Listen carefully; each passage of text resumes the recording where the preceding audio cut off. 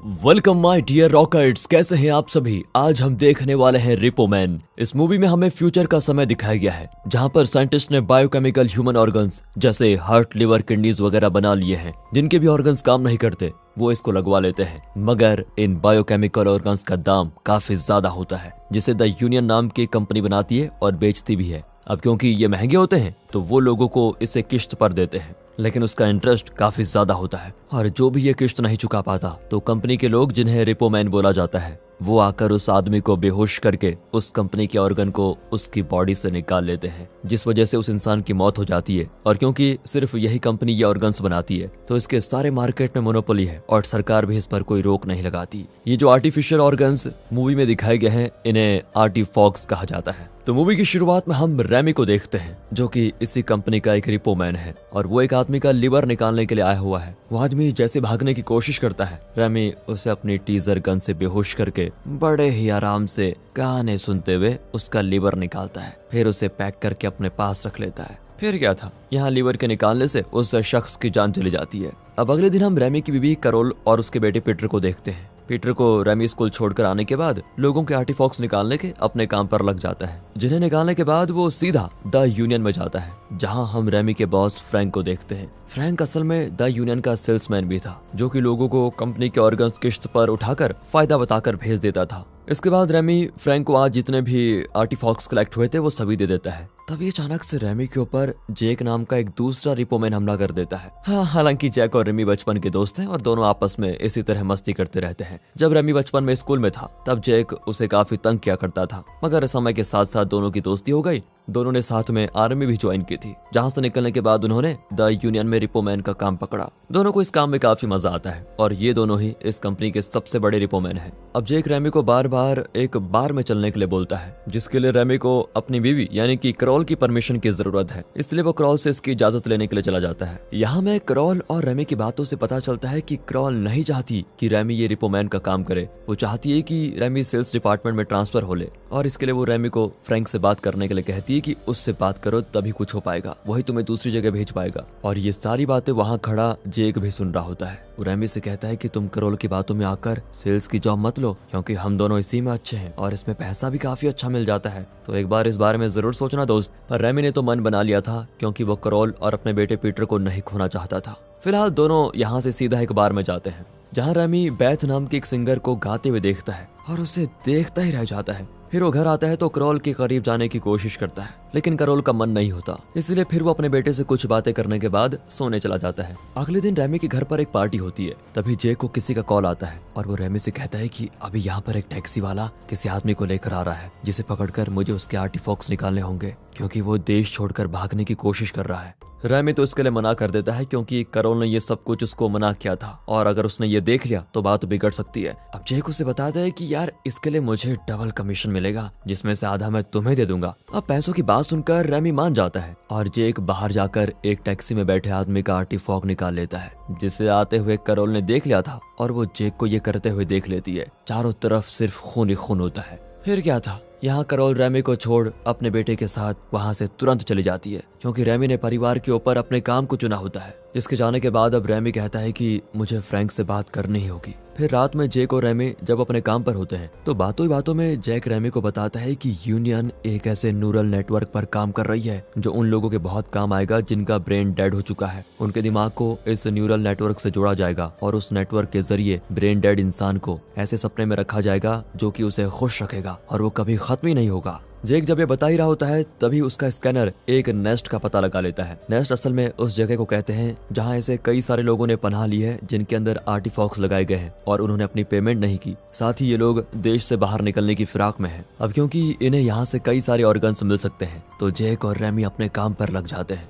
दोनों वहाँ मौजूद सभी लोगों को मारकर उनके ऑर्गन्स निकाल लेते हैं, जिन्हें देखकर फ्रैंक काफी खुश होता है। इन ऑर्गन्स के साथ जैक फ्रैंक को 2 जैमर्स भी देता है, जिसके जरिए स्कैनर को धोखा दिया जा सकता है और किसी को उनके आर्टिफॉक्स का पता नहीं चलेगा। अब फ्रैंक जैक और रैमी को प्रमोट करने की बात करता है, जिसमें उन्हें आजादी होगी कि कभी भी किसी का भी ऑर्गन निकाल लाने की। यहाँ रैमी फ्रैंक से सेल्स डिपार्टमेंट में ट्रांसफर की बात करने ही वाला होता है, तभी जैक उसको रोक देता है। वो रैमी से कहता है यार हम दोनों दोस्त हैं और इसी काम के लिए बने हैं, तुम सेल्स सेल्स जैसी बोरिंग चीज को नहीं कर पाओगे। पर रैमी अपने परिवार को खोना नहीं चाहता। इसका मतलब आज उसका रिपोमैन के तौर पर ये आखिरी काम है। उसे अपने फेवरेट सिंगर का आर्टिफिशियल हार्ट निकाल कर लाना था। वो इस बारे में उस सिंगर से पहुंचते बता देता है, जिस पर वो सिंगर कहता है कि क्या मैं तुम्हारे लिए ये ट्रैक बजा सकता हूँ। रैमी कहता है ठीक है, कोई दिक्कत नहीं है, आप अपना काम खत्म करने के बाद वो हार्ट निकलवाने के लिए तैयार हो जाइए। रैमी ये भी कहता है कि आप चिंता न करो, मैं आपका ट्रैक रिकॉर्डिंग के लिए दे दूंगा। फिर जैसे ही रैमी अपनी डिवाइस से उस सिंगर को शॉक देकर बेहोश कर नहीं जाता है, उसमें कुछ खराबी होने के कारण वो शॉक उल्टा रैमी को लग जाता है और वो बेहोश हो जाता है। जिससे फिर जब होश आता है तो वो अपने सामने जैक और फ्रैंक को देखता है, जो उसे बताते हैं कि जिस डिवाइस से तुम उस आदमी का हार्ट रोकने वाले थे, उसने उल्टा तुम्हारा हार्ट फेल कर दिया है, जिस कारण तुम्हें एक आर्टिफॉग हार्ट से कनेक्ट किया गया है। यहाँ फ्रैंक रैमी को ये मैकेनिकल हार्ट लगाने की सलाह देने लगता है, लेकिन रैमी को ये सब मंजूर नहीं था। वो उठकर वहाँ से जाने लगता है और खुद को उस डिवाइस से अलग कर देता है, जिस कारण अब रैमी एक कदम भी आगे नहीं बढ़ पाता। इसलिए उसे ना चाहते हुए भी अपने अंदर मैकेनिकल हार्ट को लगवाना ही पड़ता है, जिसके लगने के बाद उसे हॉस्पिटल से डिस्चार्ज मिल जाता है। अब जब रैमी को पता चलता है कि जब वो हॉस्पिटल में कोमा में था तब कैरोल उसको देखने आई थी, इसलिए वो सीधा अपने घर जाता है। लेकिन कैरोल ने घर का लॉक बदल दिया था और जब रैमी उससे इस बारे में सवाल करता है तो कैरोल उसका सामान बाहर लाकर रख देती है और कहती है कि अब हम साथ नहीं रह सकते। यहाँ तक कि उसने रैमी को पीटर से भी मिलने नहीं दिया था, जिससे रैमी काफी दुखी हो जाता है और वो जेक के घर ही जाता है। जेक तो रैमी को खुशी खुशी अपने घर में रहने की पूरी जगह दे देता है। फिर कुछ दिनों के बाद रैमी जब ऑफिस जाता है तो काफी धूमधाम से उसका स्वागत किया जाता है। इसके बाद रात को दिखाते हैं तो रैमी का एक क्लाइंट चोरी से उसके ऊपर हमला कर देता है, लेकिन रैमी किसी तरह उसे बेहोश कर देता है। इस दौरान रैमी के दिल की धड़कन काफी तेज भी हो जाती है और फिर जब रैमी उस आदमी के अंदर का आर्टिफॉग निकालने जाता है तो वो चाहकर भी ऐसा नहीं कर पाता। यहाँ वो पहली बार सिक्के के दूसरे पहलू को देख पा रहा था। आखिर उसके अंदर भी तो मैकेनिकल हार्ट है, तो उसे ऐसे लोगों का दुख अब जाकर समझ में आ रहा था। वो उस आदमी को छोड़कर जेक और बाकी लोगों से एक बार में मिलता है, जो कि अपने इसी काम के बारे में लोगों का मजाक उड़ाते हुए बात कर रहे थे। जिन सबको सुनकर रैमी बिल्कुल भी अच्छा महसूस नहीं करता।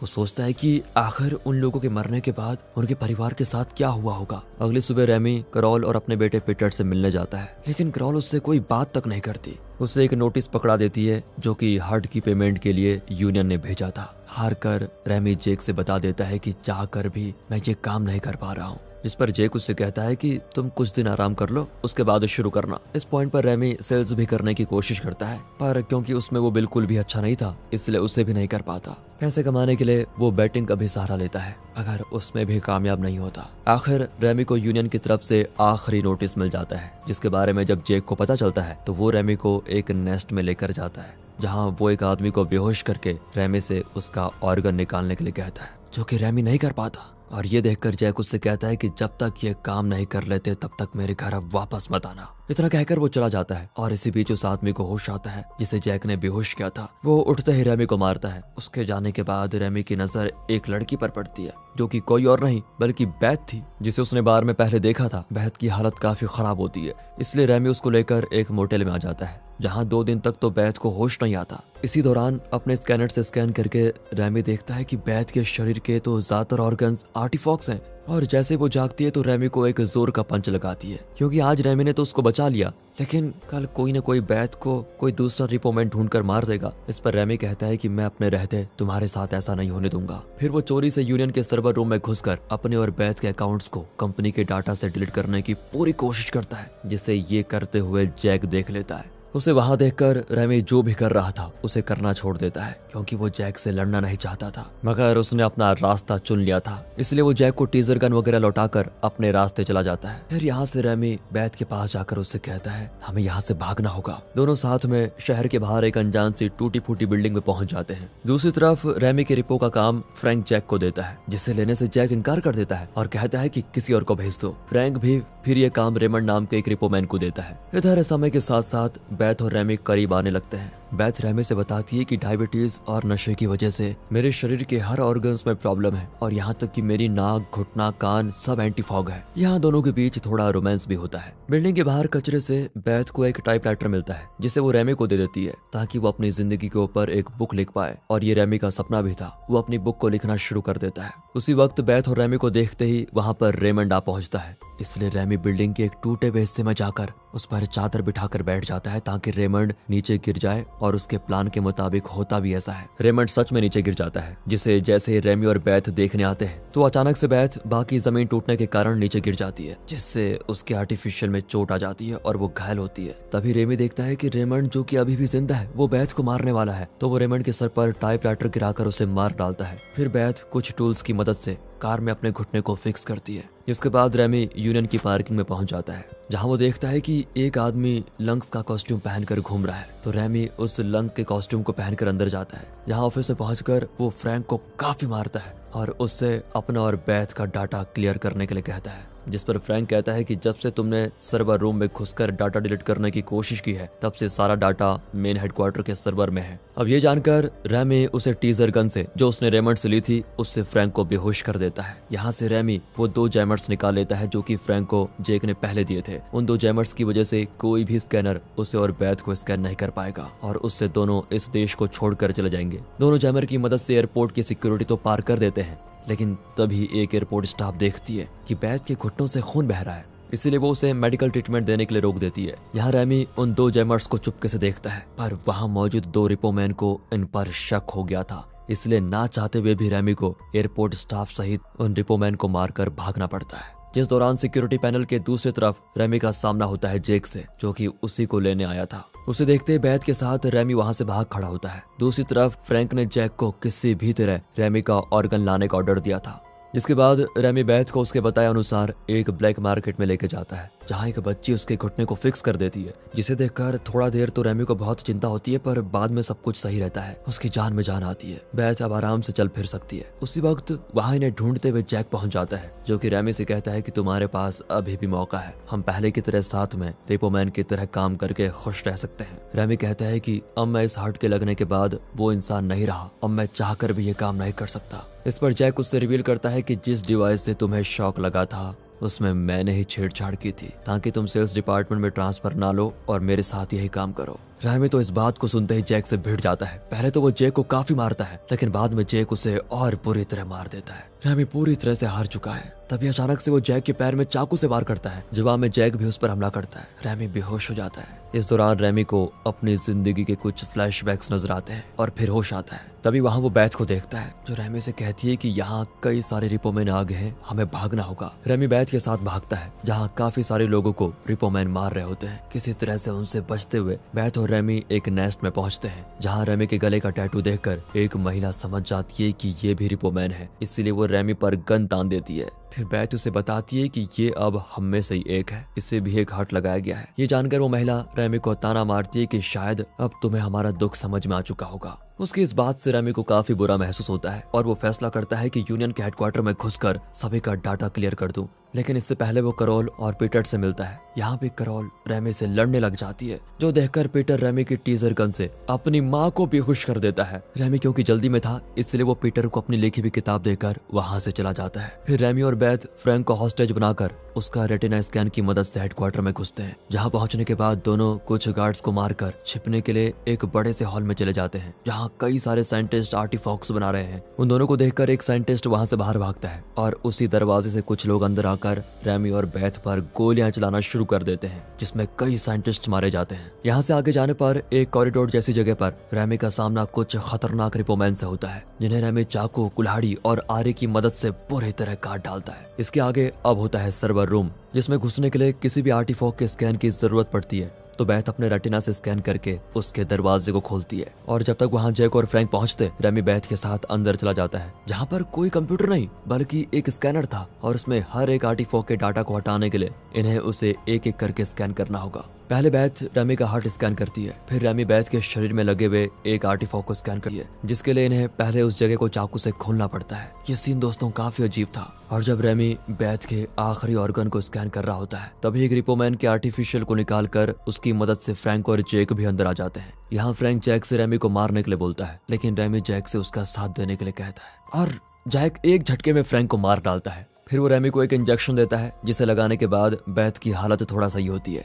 रेमी उसका आखिरी ऑर्गन भी स्कैन कर लेता है, जिसके बाद ऑर्गन को वापस रखने वाली ट्रे में जैक बॉम्ब रखकर पूरे सर्वर को तबाह कर देता है। जिसके बाद हम जैक, रेमी और बेथ को एक घर पर देखते हैं जहां रेमी जैक को अपनी बुक दिखाता है जिसे पीटर ने प्रिंट करवा दिया था। लेकिन अगले ही पल रेमी देखता है कि जैक वहां से गायब हो चुका है और स्क्रीन थोड़ा फ्लिकर करती है, जिसके साथ ये सीन होता है कट और हमें रेमी दिखाया जाता है जो कि कोमा में था। दरअसल जब जैक ने रेमी को मारकर बेहोश किया था उसके बाद का सब कुछ उसके दिमाग की इमेजिनेशन थी, और क्योंकि जैक ने रेमी के दिमाग को यूनियन की नई टेक्नोलॉजी जो कि एक न्यूरल नेटवर्क है उससे कनेक्ट करवा दिया था ताकि रेमी इस कोमा में भी एक लंबे सुखद सपने को देखकर खुश रहे। जैक ने रेमी के हर्ट के पैसे के साथ उसके इस न्यूरल नेटवर्क की भी पूरी पेमेंट कर दी थी। वो बस चाहता था कि उसका दोस्त खुश रहे। और रही बात बैथ की, तो उसे देखकर जैक कहता है मैं इसका ख्याल रखूंगा। दोस्तों आप भी हमारा ख्याल रखिए हमारे दूसरे चैनल मूवीज वेदर को सपोर्ट एंड सब्सक्राइब करके। इसी के साथ ये प्यारी सी मूवी खत्म होती है। अगर आपको वीडियो अच्छी लगी हो, एक्सप्लेनेशन अच्छा लगा हो, मूवी अच्छी लगी हो तो लाइक कीजिए, चैनल को सब्सक्राइब। मिलते हैं अगली वीडियो में, तब तक के लिए गुड बाय, अपना ख्याल रखिए and finally thanks for watching.